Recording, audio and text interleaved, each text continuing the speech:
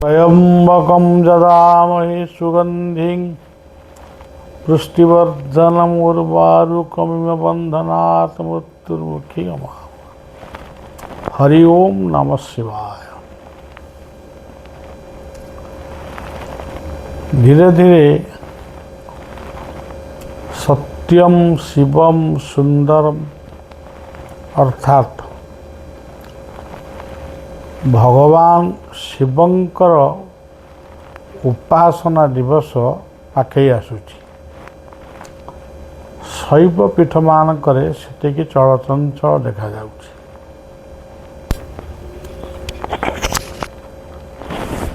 कई भाबुथिबे एवं सेमाने कुहंती मत शिव होचंती प्रलयर अधीश्वर, शिव होचंती क्रोधी।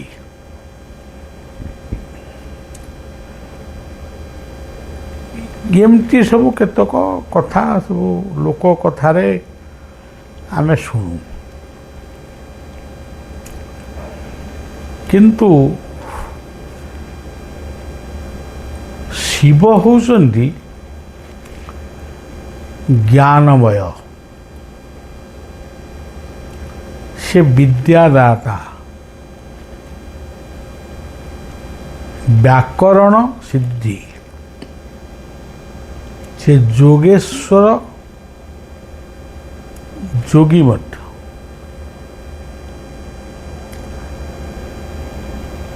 तांकर त्रिशूल होची त्रिशूल धारणम त्रितापहरणम।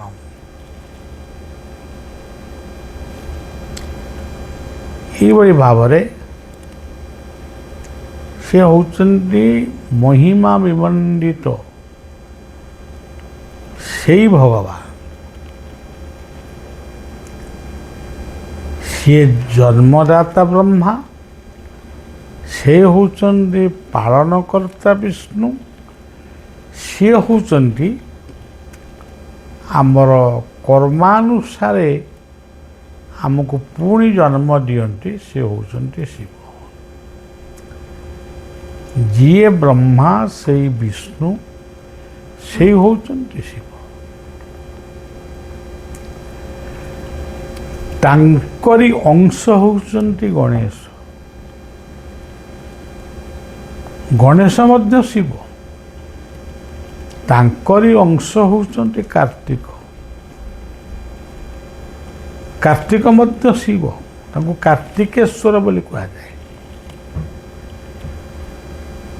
तांकरी अंशभूता होचंती पार्वती, प्रकृति रूपिणी माँ।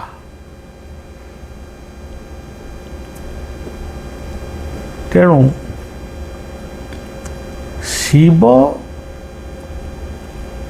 एक स्वतंत्र दर्शनर कथा, अलग दर्शन नुहे। से मध्य से सनातन दर्शनर कथा। पृथ्वी रे जेतेबेले मूर्ति पूजा आरंभ होइतला, सेतेबेले शिवंकर मूर्ति प्रथमे पृथ्वी रे पूजा पाइले। तांको आदिवासी देवता बोली कहा जाए। आदिम जुगरे मनीष उलग्न ही बोलुतला। पोशाक परिच्छेद तार किछि नथिला। से अनुभव करुथला तारी पाखुरु बा तारी माध्यम रे गोटे पुओटीए कि झीटीए जन्म होउछि। सेई पवित्र माध्यमटा को लिंग आउ जोनि ये दुईटी को से सेतबळर पंडित माने बा आदिवासी माने से उलग्न मनीष माने सेतबळे सेया को ही पूजा कले। से होचंती शिवलिंग। शिवंकर गोटे स्तोत्र लेखा है शांतं पद्मासनस्थं ସେ ଶାନ୍ତ, ସ୍ନିଗ୍ଧ, ସେ ସତ୍ୟ। ହରି ଓମ୍ ନମ ଶିବାୟ। ସେ ହରି, ସେ ଓମ୍, ସେ ଶିବ। ହରି ଓମ୍ ନମ ଶିବାୟ। ହରି ଓମ୍ ନମ ଶିବାୟ। ତେଣୁ ଶିବ ହେଉଛନ୍ତି ଆଦିଦେବ।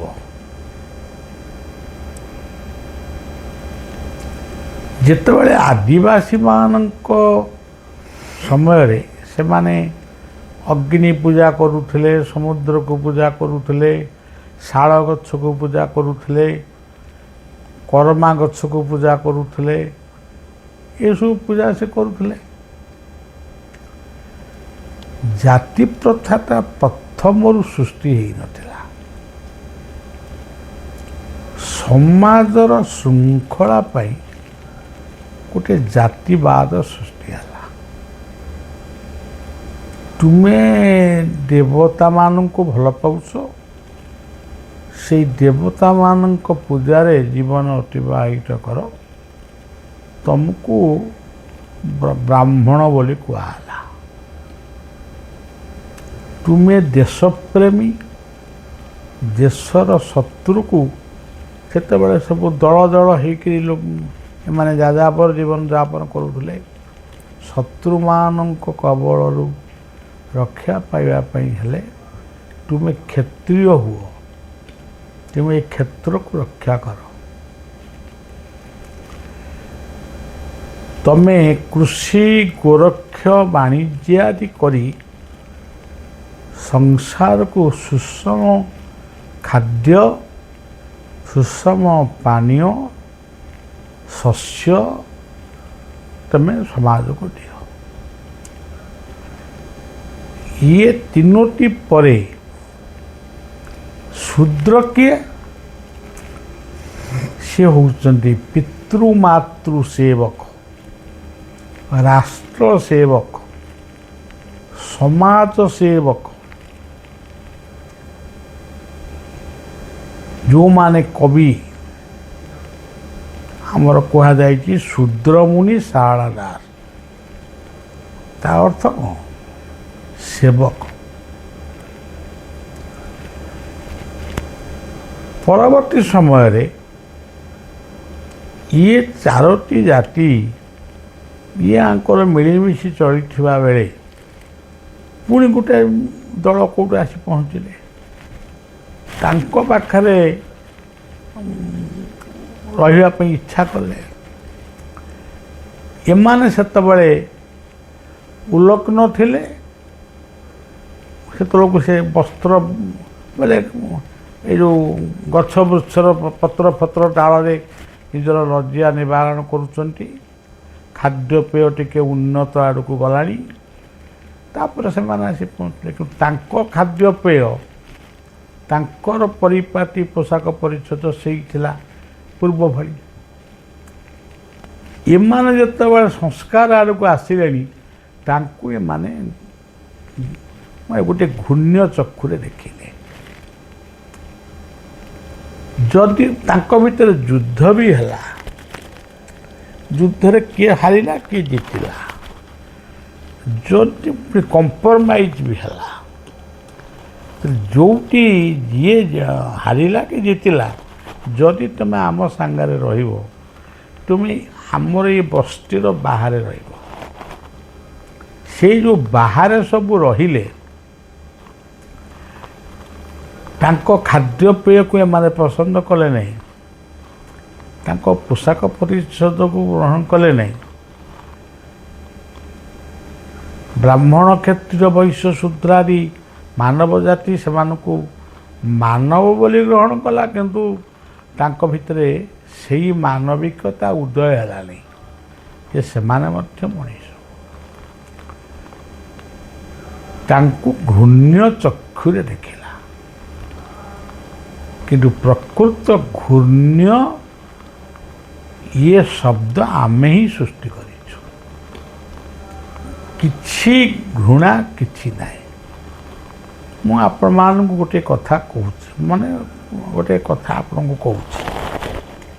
ଗୋଟିଏ ସମ୍ପ୍ରଦାୟ ବାଜା ବଜାଏ, ଆମ ବାହାଘର ବ୍ରତଘରେ ସେଇମାନଙ୍କୁ ଡାକୁ ବାଜା ବଜାଇବା ପାଇଁ। ଯଦି ସେମାନେ ବାଜା ବଜେଇଲେ ଆମର ବାହାଘର ହୁଏ, ତାପରେ ଯାଇ ବ୍ରାହ୍ମଣ ମନ୍ତ୍ର ପଢ଼ି ଆମକୁ ମାନେ ଜଳ ସିଞ୍ଚନ କରି ସଂସ୍କାର ହୁଏ, ତାହେଲେ ଆପଣମାନେ କୁହନ୍ତୁ ସେ ଅଛୁଆଁ କେମିତି ହେଲେ? ଗୋଟିଏ ନିର୍ଦ୍ଦିଷ୍ଟ ସମ୍ପ୍ରଦାୟର ଲୋକ ଅଛନ୍ତି, ସେ ଲୁଗାପଟା ପରିଷ୍କାର ପରିଚ୍ଛନ୍ନ ଏସବୁ ସେ କରନ୍ତି। ଯଦି ସେ ଅପବିତ୍ର, ତାହେଲେ ସିଏ ଲୁଗାଟାକୁ ଛୁଇଁ ଦେଲେ, ତମର ଗୋଟିକିଆ ଛୁଟିକିଆରେ କ'ଣ ସବୁ ଲୁଗାପଟା ସବୁ ଯଦି ହେଲା, ତାକୁ ଯଦି ଛୁଇଁ ଦେଲେ, ତାହେଲେ ସେ ଲୁଗାଟା ପବିତ୍ର ହେଇଗଲା। ତାହେଲେ କେତେ ପବିତ୍ରତା ସେମାନଙ୍କ ଭିତରେ ଅଛି, ସେମାନେ ଛୁଇଁ ଦେଲେ ତମ ଲୁଗାପଟା ପବିତ୍ର ହେଇଯାଉଛି। ସେଟାକୁ ଅସ୍ପୃଶ୍ୟ ବୋଲି କାହିଁ କୁହାଗଲା? ଏଇଭଳି କେତେକ ମାନେ ମଣିଷ ଅଛନ୍ତି, କୁଲା ଟୋକେଇ ପୋଳୁଅ ଏମିତି ସବୁ ମସିଣା ହେଁସ ଏସବୁ ତୈରି କରେ। କିଏ ହାଣ୍ଡି, ସେତେବେଳେ ତ ପିତ୍ତଳ ହାଣ୍ଡି ନଥିଲା, ମାଟି ହାଣ୍ଡି। ତ ଏମାନେ ଘୂଣ୍ୟ କେମିତି ହେଲେ? ସିଏ ହାଣ୍ଡି ଦେଲେ ତୁମେ ରୋଷେଇ କରିବ, ସେ କଳସ ଦେଲେ ତୁମେ ଦେବତାଙ୍କୁ ଆବାହନ କରିବ। ଘୂଣ୍ୟ କେଉଁଠି ଆସିଲା? କେଉଁ ବାଟରେ ଏଇ ଘୂଣ୍ୟ ଗଲା? କୁଲା ବାଉଁଶିଆ ଗୋଟିଏ ବାହାଘର ହେଲେ, ଆଜିକାଲି ସିନା ଖୋଜା ହେଉନି, କିନ୍ତୁ ଗୋଟିଏ ବାହାଘର ହେଲେ ବ୍ରତଘର ହେଲେ କୁଲା ବାଉଁଶିଆ ଦରକାର ହେଉଥିଲା। ତାହେଲେ ସେମାନେ ଘୂଣ୍ୟ କେମିତି ହେଲେ? କେଉଁ ବାଟରେ ଘୂଣ୍ୟ ହେଲେ? ଏତିକି କଥା କୁହାଯାଇପାରେ, ଖାଦ୍ୟପେୟ ଟିକେ ଅପରିଷ୍କାର ଥିଲା। ସେ ଦାୟିତ୍ୱ କାହାର? ସେମାନେ ପରିଷ୍କାର ପରିଚ୍ଛନ୍ନତା ହେଲେଣି, ପରିଷ୍କାର ପରିଚ୍ଛନ୍ନତା କ'ଣ ସେ ଜାଣିଲେଣି, ତଥାପି ତାଙ୍କୁ ମୁଖ୍ୟ ସ୍ରୋତରେ କାହିଁକି ସାମିଲ କରାଯାଉନି? କହିଲେ ଗୋଟେ ବିବାଦମାନ କଥା ସୃଷ୍ଟି ହେଇପାରେ, ତଥାପି କହୁଛି, ଯଦି ମଣିଷର ମୁକ୍ତି ମୋକ୍ଷ ଏସବୁ ଦରକାର, ତାହେଲେ ଆମ ବାହାଘର, ଆମ ବ୍ରତଘର, ଆମ କହିଲେ ମୋର ନୁହଁ, ମାନେ ଆମର ଯେଉଁ ବ୍ରାହ୍ମଣ କ୍ଷତ୍ରିୟ ବୈଶ୍ୟ ପର୍ଯ୍ୟନ୍ତ, ଶୂଦ୍ର ପର୍ଯ୍ୟନ୍ତ, ଏମାନଙ୍କର ବ୍ରାହ୍ମଣମାନେ ପୂଜା କରିବେ। ସେମାନଙ୍କର ତ ବ୍ରାହ୍ମଣମାନେ ପୂଜା କରିବେନି, ତାହେଲେ ସେ ଅମୋକ୍ଷ ହେଇକରି ବୁଲିବେ।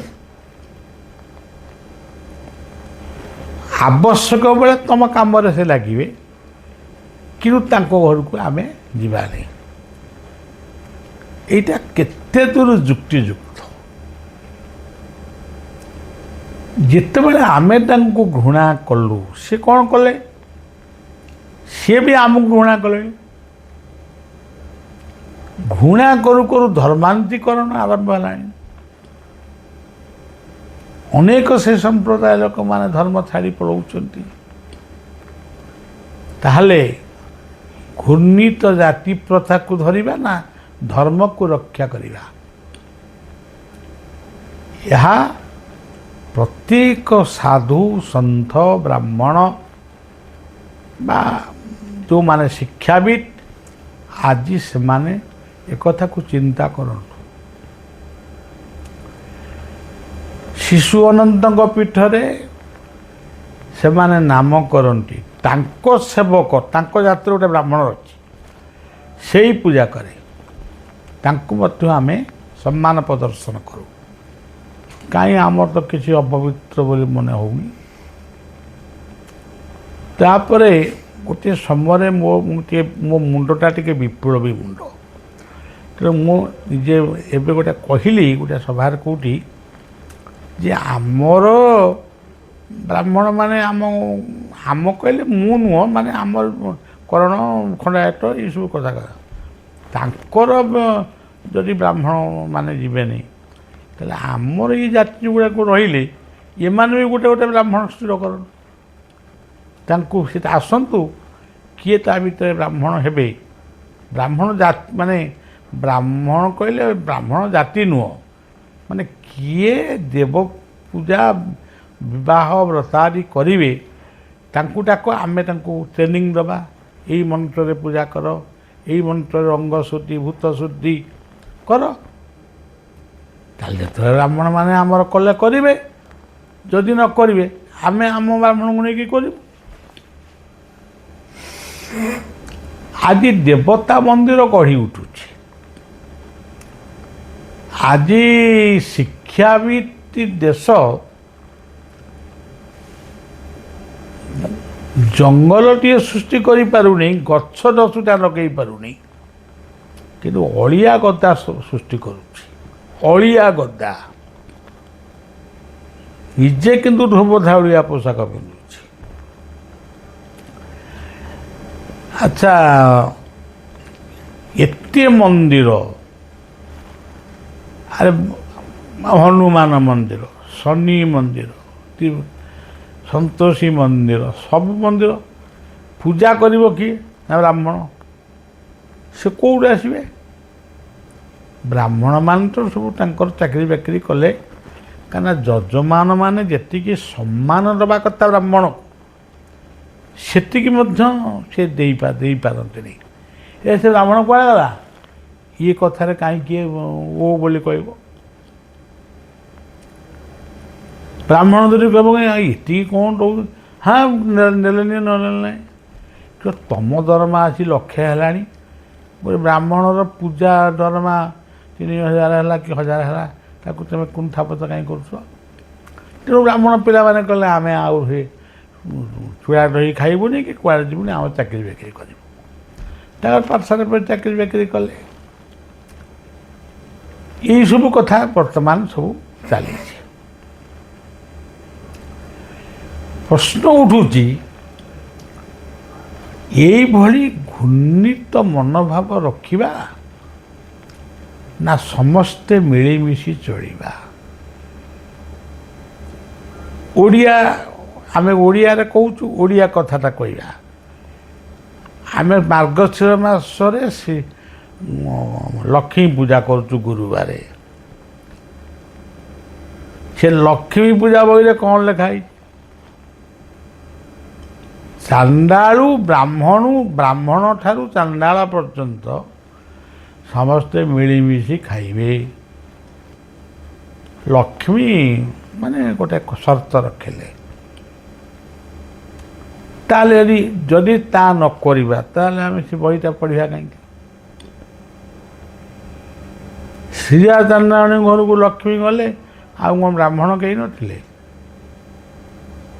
ତେଣୁ ସଦାଚାର ହିଁ ଲକ୍ଷ୍ମୀଙ୍କର ପ୍ରତୀକ। ସଦାଚାରିଣୀ, ମିଷ୍ଟଭାଷୀ, ମିଷ୍ଟ ବ୍ୟବହାର ଏବଂ ପରିଷ୍କାର ପରିଚ୍ଛନ୍ନତା, ଯେଉଁମାନେ ଶିକ୍ଷାବିତ, ଶିକ୍ଷା ସେ ଗ୍ରହଣ କଲେଣି, ସେମାନେ ବି IAS, OAS, ଇଞ୍ଜିନିୟର, ଡାକ୍ତର, କେତେ କଥା ହେଲେଣି।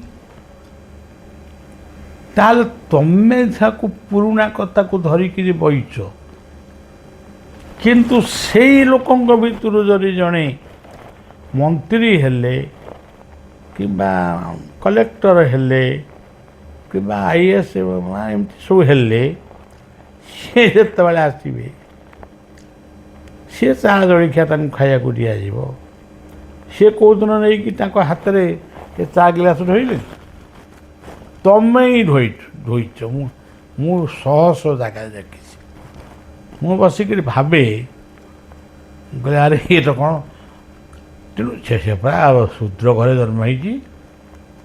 ଶୂଦ୍ର ବି ମୁଁ ଶୂଦ୍ର କହିଲେ ତ ମୁଁ ପିତୃମାତୃ ସେବକଙ୍କୁ ଶୂଦ୍ର ବୋଲି କହୁଛି, ଦେଶ ସେବକମାନଙ୍କୁ ଶୂଦ୍ର ବୋଲି କହୁଛି।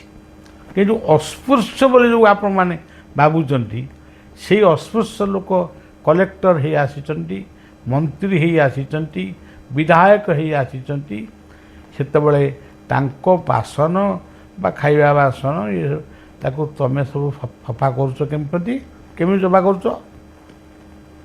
ସେତେବେଳେ କ'ଣ ଘୃଣା ନାହିଁ, କାହିଁକିନା ମନ୍ତ୍ରୀଙ୍କ ପାଖରେ କାମ ଅଛି, କଲେକ୍ଟରଙ୍କ ପାଖରେ କାମ ଅଛି, ତେଣୁ ସେତେବେଳେ ଘୃଣାଟାକୁ ଭୁଲି ଯାଉଛ, ତାଙ୍କୁ ହିଁ ଭୋଟ ଦେଉଛ। ସେଇଥିପାଇଁ ଗଣତନ୍ତ୍ର ସୃଷ୍ଟି ହେଲା। ତେଣୁ ବିଚାରକ ମଣ୍ଡଳୀ, ମୋର ପଣ୍ଡିତ ମଣ୍ଡଳୀ, ମୋର ବ୍ରାହ୍ମଣ, ମୁଁ ବିପ୍ରପ୍ରିୟ ବ୍ରାହ୍ମଣମାନଙ୍କୁ ସମ୍ମାନ ପ୍ରଦର୍ଶନ କରେ। ମୁଁ ସେମାନଙ୍କୁ ନିବେଦନ କରୁଛି, ସେମାନେ ଯିଏ ଯେଉଁ ଜାତିର ହୁଅନ୍ତୁ, କିଏ ସାହୁ, କିଏ ତେଲି, କିଏ ବଢ଼େଇ, କିଏ କମାର, ସିଏ ତାଙ୍କର କାମ କରୁଛନ୍ତି, କରନ୍ତୁ, ତାଙ୍କ କାମ କରନ୍ତୁ, କିଛି ସେଥିପାଇଁ କିଛି କଥା ନାହିଁ। କିନ୍ତୁ ଧର୍ମ ରକ୍ଷା ପାଇଁ ବ୍ରାହ୍ମଣ ଧର୍ମ ହେଇଛି। ତେଣୁ ପଣ୍ଡିତମାନେ ଏଇସବୁ କଥାକୁ ଟିକେ ପୁନର୍ବିଚାର କରନ୍ତୁ। ଯୁଗ ବଦଳିଗଲାଣି, ସମାଜ ବଦଳି ଯାଇଛି,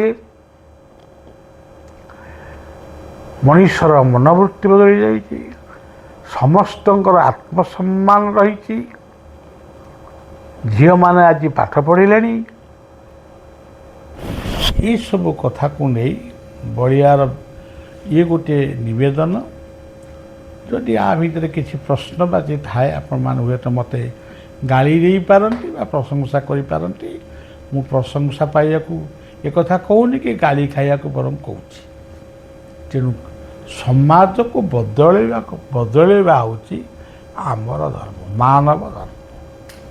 ଆଜି ପବିତ୍ର ଶିବଙ୍କ ଉଦ୍ଦେଶ୍ୟରେ ଏଇ କଥାକୁ କହି ମୋର କଥାକୁ ସମର୍ପଣ କରୁଛି। ହରି ଓମ୍ ନମଃ ଶିବାୟ।